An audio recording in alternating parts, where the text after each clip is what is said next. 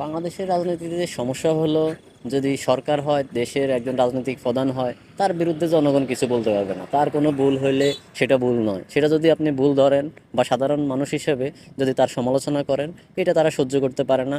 তাদের যে নেতাকর্মীরা আছে তারা বাধা দেয়, তারা প্রতিহিংসা পরায়ণ হয়ে ওঠে। তাদের নেতার বিরুদ্ধে কেন বলেছে, স্বয়ং একটা দলীয় প্রধান তারাও পর্যন্ত হুমকি দেয় আমার বিরুদ্ধে কেন সমালোচনা। তো গণতন্ত্র মানে কি, আমার মনে হয় যে বাংলাদেশের রাজনীতি যারা করে তারা গণতন্ত্রটাই বুঝেন। গণতন্ত্র এমন হইতে হবে যে যে কেউ যখন তখন যে কোনো সময় প্রধানমন্ত্রী হলে প্রধানমন্ত্রীর বিরুদ্ধে কথা বলতে পারবে।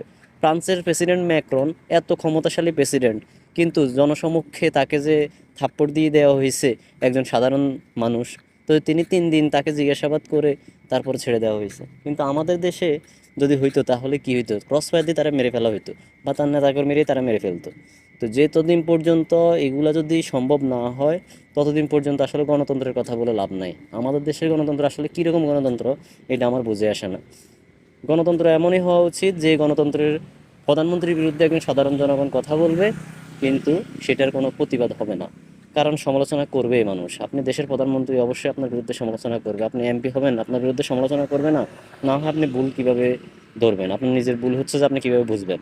আগের সাবেক প্রধানমন্ত্রী স্বৈরাজ স্যার, সে তো সেম কথার কারণে, যে মানুষকে কথা বলতে দেয় নাই, সমালোচনা করতে দেয় নাই, এই জন্য সে বিদায় হইতে হয়েছে। আপনারা কি সেগুলো থেকে শিক্ষা নেন নাই? ভবিষ্যতে যদি দেশ চালাইতে হয়, ভবিষ্যতে প্রধানমন্ত্রী হইতে হয়, এগুলো সহ্য করতে হবে।